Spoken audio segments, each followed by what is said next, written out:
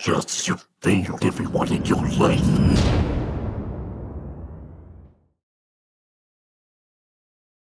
The name Pinhead conjures images of leather-clad horror, chains rattling in darkness, and a face pierced by geometric patterns of nails.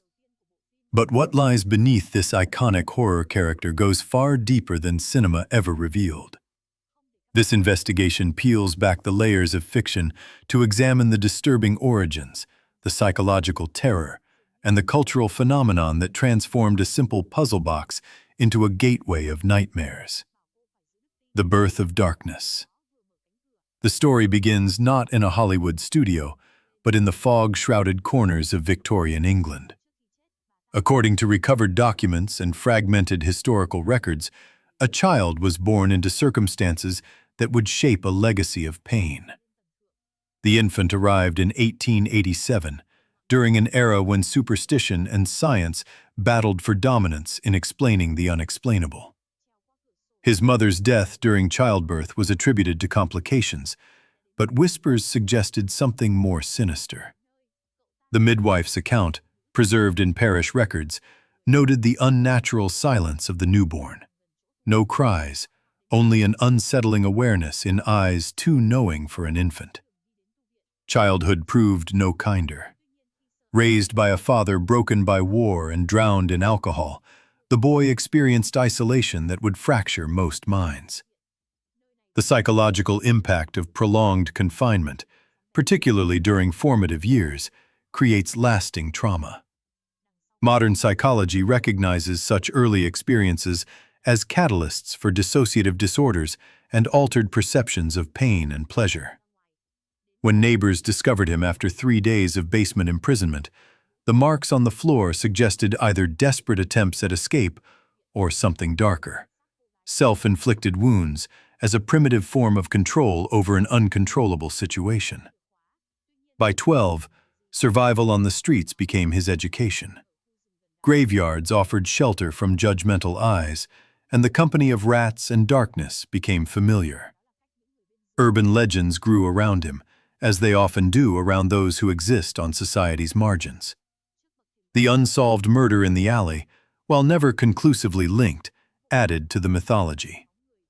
Whether truth or embellishment, such stories reveal how communities process individuals who unsettle their sense of normalcy. The war that changes everything. The Great War of 1914 to 1918 consumed a generation and spat out the survivors fundamentally altered. For someone already disconnected from conventional human experience, the trenches became a laboratory of extremes. Military records show enlistment, but the motivations were complex. Some sought death as release. Others found in warfare a legitimized expression of inner turmoil. The trenches offered something perverse, a world where everyone suffered equally, where pain was normalized, and where the boundaries between self and other dissolved in mud and blood. Surviving bombardments and gas attacks, when so many perished, created a sense of being marked, chosen, or cursed. Fellow soldiers noted the whispered conversations with unseen entities, the knowledge of languages never formally learned. Leviathan appeared repeatedly in journal entries and reported speech, a word carrying biblical weight, suggesting something massive, ancient, and fundamentally incomprehensible. In the Old Testament, Leviathan represents chaos and power beyond human control. That this name surfaced in the ravings of a shell-shocked soldier hints at psychological fractures opening onto something profound. Post-war Europe became a landscape of ruins, physical and spiritual. Secret libraries and forbidden knowledge flourished in the power vacuum. The occult experienced a renaissance as traditional belief systems failed to explain the mechanized horror just witnessed. Esoteric societies emerged, promising transcendence through unconventional means. The obsession with pain as a pathway rather than an obstacle represented a radical reframing. Pain not as punishment, but as purification. Not as ending, but as beginning. The object of obsession. The puzzle box enters our narrative here, though its origins stretch back centuries. Le Marchand, a French artisan of the 18th century, allegedly created these objects as more than curiosities. The geometry involved sacred mathematics, patterns that recurred in nature and supposedly in the fabric of reality itself. Each side contained mechanisms requiring not just manual dexterity, but intuitive understanding.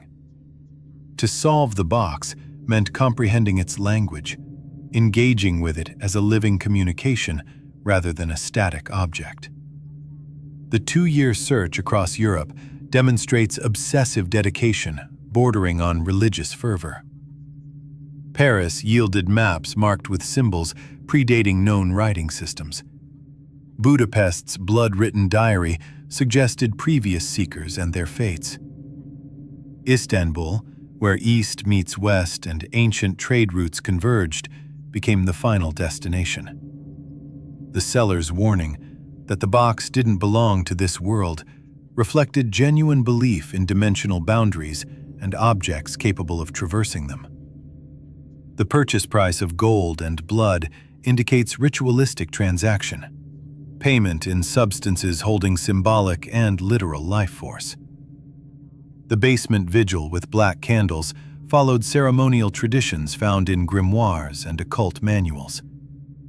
3 nights of screaming heard by neighbors but emanating from within walls suggests acoustic anomalies or psychological projection, the witnesses hearing their own fears externalized. The 4th day's silence proved more disturbing than the screams. The empty room with drag marks and blood-drawn messages on mirrors became evidence of something transformative. The flesh betrayed me, but pain revealed me, encapsulates a philosophy, physical form as limitation, suffering as enlightenment. This wasn't disappearance, but transition, not death, but metamorphosis. The return and recognition. 11 years of absence ended at a convent's doorstep, but what returned barely qualified as human by conventional measures. The symmetrical scars suggested deliberate artistry rather than random injury. Nails driven into the skull in geometric patterns echoed ancient practices of trepanation, drilling holes in the head to release pressure, evil spirits, or access altered consciousness. But these weren't therapeutic. They were transformative markers, identifying something changed at a fundamental level. The convent's discovery created immediate problems. Religious institutions possess protocols for the supernatural, but this fell outside established categories. Not possessed in the traditional sense, not requiring exorcism, yet clearly not natural. The inability to die, despite not eating or sleeping, violated biological imperatives. The instant healing defied medical explanation. Most disturbing was the awareness. The entity wasn't confused or suffering, but calmly present, as if waiting. The Aramaic response to blessing attempts connected to linguistic scholarship. Aramaic, the language of Christ and ancient Middle Eastern mysticism, carries weight in religious contexts. Choosing this language for communication suggested not demonic possession, but access to knowledge systems supposedly restricted or lost. Blessing is pain, and paradise is the labyrinth. Inverted traditional theology. Suffering as sacrament, confusion as clarity, the maze as destination rather than obstacle. The institutional response. When monks vanished and phenomena escalated, secular authorities became involved. The convergence of medical, psychiatric, and theological expertise revealed institutional uncertainty about categorization. Was this medical pathology, psychological delusion, or genuine supernatural manifestation? The inability to reach consensus reflected deeper epistemological crises. How do institutions built on rationality address phenomena defying rational explanation? The DNA, fingerprints, dental records, genetic markers all confirmed identity across an 11-year gap that should have aged the subject, but hadn't. This wasn't similar, this was identical. The implications challenged understanding of time, biology, and personal identity. If the same person, what explained the changes? If not, what entity wore this form? The classification as hybrid of flesh, pain, and silence represented linguistic surrender, using metaphorical language because literal language failed. Bureaucracies require categorization for processing, but some phenomena resist filing. The decision to seal documents rather than publish findings indicated recognition that public knowledge would create more problems than solutions. Some truths, institutions decided, were better contained than released. The mythology expands. The leaked photograph became foundation for future interpretations. That single image, nails and skull, carved skin, calm expression, captured something essential. Artists, filmmakers, and cultural creators saw in it a powerful symbol. The face suggested suffering transcended, pain accepted rather than fought, transformation through ordeal. In a culture often avoiding discomfort, this embraced it as pathway and destination. The realm beyond the puzzle box required imagination to conceptualize. Descriptions spoke of pain as language, not punishment, a fundamental reframing. In this space, traditional meanings dissolved. Good and evil became irrelevant categories. Pleasure and pain merged into single experiences. The stripping of identity wasn't violation, but liberation from limiting self-concepts. The Cenobites, former humans transformed into pain priests, represented this philosophy embodied. Leviathan, the ruling presence, avoided simple definition. Not God or demon, but concept. Order expressed through chaos, meaning through suffering, truth through dissolution. The spinning pyramid radiating black light defied physical laws while suggesting geometric perfection. The whispers in unknown languages pointed to communication beyond verbal processing. Direct transmission into consciousness, bypassing rational filters. The labyrinth itself represented journey without destination, process without conclusion. Endless corridors of living flesh and iron suggested architecture responsive to inhabitants. Voices luring travelers deeper played on human nature, curiosity, desire for connection, need for resolution. The Cenobites' calm approach, never hurrying, reflected confidence in inevitable outcome. Those entering the labyrinth came willingly, driven by their own hunger for something beyond ordinary experience. The spread of influence. The 20th century saw mysterious cases proliferating across Europe. Locked room disappearances challenged forensic investigators. Bodies found with skin inverted suggested surgical precision beyond human capability or extreme pathology. The common element, puzzle boxes left at scenes, created patterns investigators couldn't ignore, but struggled to explain publicly. The 1952 Belgian monk's survival and testimony provided rare first-hand account. His journal entry, "Time doesn't pass in there, it tears," suggested temporal distortion or perceptual alteration under extreme stress. The Vatican's confiscation indicated concern about mimetic hazards, ideas that spread and damage minds exposed to them. But preserved copies ensured information persisted, circulating through underground networks of researchers and seekers. The living flesh and iron corridors described by the monk echoed other reports across decades. Consistency in accounts from disparate sources either indicated shared delusion coordinated hoax, or genuine phenomenon. The voices guiding travelers towards Cenobites suggested intentional design, the space itself participating in transformation of visitors. The 1960 Ukrainian cult incident illustrated dangers of attempted control. Groups believing they could harness these forces for their own purposes repeatedly failed, often fatally. The recorded calm British voice, "I wasn't summoned, I was remembered," suggested crucial distinction. The puzzle box didn't respond to command, but to recognition, resonance, appropriate consciousness. The subsequent chains and inhuman exhale captured on audio provided evidence analyzed by specialists unable to explain acoustic properties.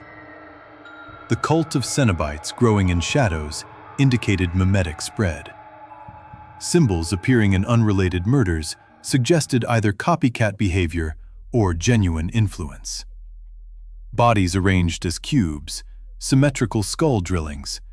These ritualistic elements reflected belief that proper preparation invited contact. The phrase, "the priest will come when the flesh is ripe," indicated understanding of readiness, of achieving states attracting attention from beyond.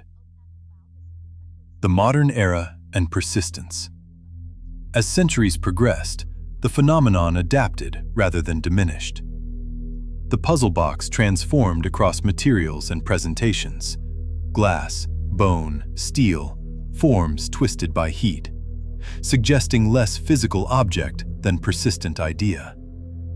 The concept that it's a thought, a living symbol, reframes understanding entirely. Not bound by matter, the box becomes meme in the original sense, cultural information propagating through minds and manifesting when conditions align. The 2011 Tokyo incident demonstrated continued relevance in digital age. A street vendor's puzzle box leading to disappearance, recording capturing chains and nailed face, showed how ancient symbols persisted in modern contexts. Technology didn't dispel mystery, it documented without explaining. Institutional responses evolved from attempted destruction to containment and observation. The Vatican's failed attempts to eliminate boxes, burning, crushing, exorcism, revealed futility of attacking ideas with physical force. The maddened priest's message, written in his own blood, "Faith cannot block what was invited by desire," struck at core truth. These forces responded to invitation, conscious or unconscious. Religious authority meant nothing against freely offered will. The research order called the Sealers represented systematic approach to containment. Combining occult knowledge with scientific methodology, they achieved limited success through isolation. Chambers without mirrors or metal, environments theoretically hostile to manifestation. But boxes moving independently within sealed containers, filling air with metallic rot smell, suggested incomplete understanding. Something remained active, aware, patient. Survivor accounts provided fragmentary evidence. The sealer who vanished 19 minutes and returned blind, tongue removed, body tattooed with "I've seen what comes after flesh," communicated through suffering. His whisper before death, "Pinhead touched me gently," subverted expectations of violence. The touch was tender, almost loving, reframing the encounter from assault to intimacy. The cultural translation. Clive Barker's 1985 discovery of Eliot Spencer's journal represents crucial pivot point from hidden history to public mythology. Whether the journal was authentic artifact or creative fabrication matters less than its effects. Barker's investigation, finding reports and photos matching journal contents, suggested either remarkable research or genuine discovery. The Vatican, carving identical to box descriptions, provided physical corroboration difficult to explain away. The transformation from Gospel of Pain to Hellraiser illustrates how transgressive material gets sanitized for mainstream consumption. Studio demands to tone down content created distance between source material and final product. What audiences received was diluted version, mask over something raw and more disturbing. Yet even diluted, the core remained powerful enough to create cultural impact. The makeup artists receiving faded photo of skull-nailed man as design reference grounds fiction in allegedly real image. That producers assumed doctored photo rather than investigating origin shows how easily extraordinary claims get dismissed. The caption, "High Priest of Flesh," provided title and role, naming without explaining. Filming disturbances, nightmares of iron corridors, unexplained scratch marks, sensations of being watched, echo reports from locations with historical trauma. Film sets become temporary communities with shared psychological space. Whether phenomena were genuine supernatural events or collective suggestion amplified by material's dark content, they affected production and perhaps final product. Post-release governmental interest proved most intriguing element. British intelligence confiscating original drafts and photos, silencing certain interview topics, suggested concerns about information hazards or classified knowledge. The original script's disappearance ensured only approved version remained public. What lines were too dangerous for release? What connections did authorities want severed? The franchise and its consequences. Evolving. As Hellraiser spawned sequels, the character evolved in telling ways. Pinhead became more humanized, less divine or alien.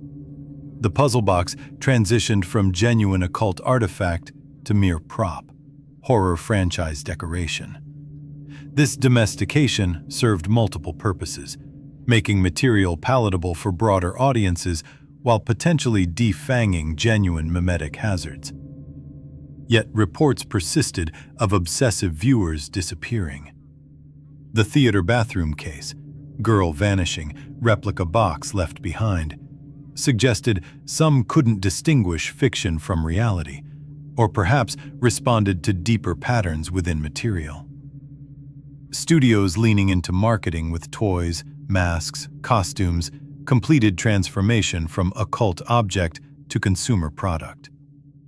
Pinhead became Halloween costume, horror icon, separated from disturbing origins. The 2001 LA exhibition incident, where a woman touched the original prop box and collapsed, speaking Aramaic, indicated material objects could carry charge even when created for fiction.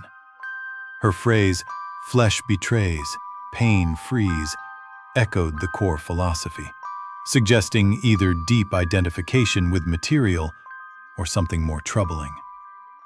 That experts and agents infiltrated fan conventions, gathering drawings and theories, implies institutional interest in tracking idea spread. If Cenobite cult evolved rather than died, and if Pinhead agreed to become fiction because fiction travels farther, this suggests sophisticated strategy. Ideas disguised as entertainment bypass critical filters. Fantasy provides permission to engage with concepts that would be rejected if presented as truth. Faith spreads fastest when wearing acceptable masks. The persistence of pattern. Barker's 2007 response to questions about Elliot Spencer's reality, "Pain has always existed, I just gave it a face," works as both deflection and admission. Pain is universal human experience, requiring no supernatural explanation. Yet the specific face given, with its nails and calm torment, captured something archetypal. The image resonated because it expressed what many feel but cannot articulate: that suffering can transform, that pain contains knowledge, that some truths require ordeal to access. The distinction between character and living idea proves crucial. Fictional characters remain bounded by narratives, existing within stories. Living ideas propagate independently, taking new forms across contexts and cultures. If Pinhead functions as idea wearing flesh when summoned, this explains persistence across media and adaptations. The core concept, transformation through suffering, pain as sacred language, puzzles opening doorways, remains constant, while surface details shift. The notion that speaking names brings proximity echoes magical traditions worldwide. Naming invokes presence. Repeated attention strengthens connections. If he doesn't travel through space but moves through thought, this positions Pinhead as thought form, or egregore, entity created and sustained by collective belief and attention. The more people engage with the idea, the more substantial it becomes, eventually achieving autonomous existence. The psychology of attraction. The claimed rule among Cenobites, those who understand, invite, explains selection process. The puzzle box doesn't respond to innocent curiosity, but to deeper hunger.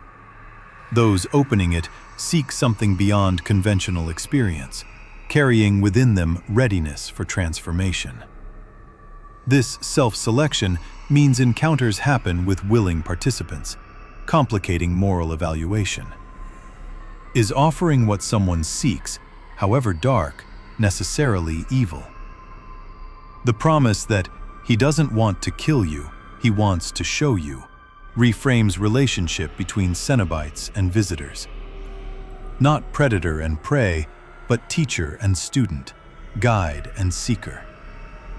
What's shown, what lies behind mirrors, behind pain, behind you, suggests revelation of hidden truths. Self-knowledge through ordeal represents ancient initiation tradition, finding what's authentic by burning away what's false. The assertion that the box isn't the danger is wanting it, locates hazard not in external object, but internal desire. Every human aches for something: meaning, transcendence, intensity, truth. The box responds to that ache, offering pathway to what's sought. The responsibility then falls on seeker to know what they truly want and whether they can survive receiving it. The digital age and beyond.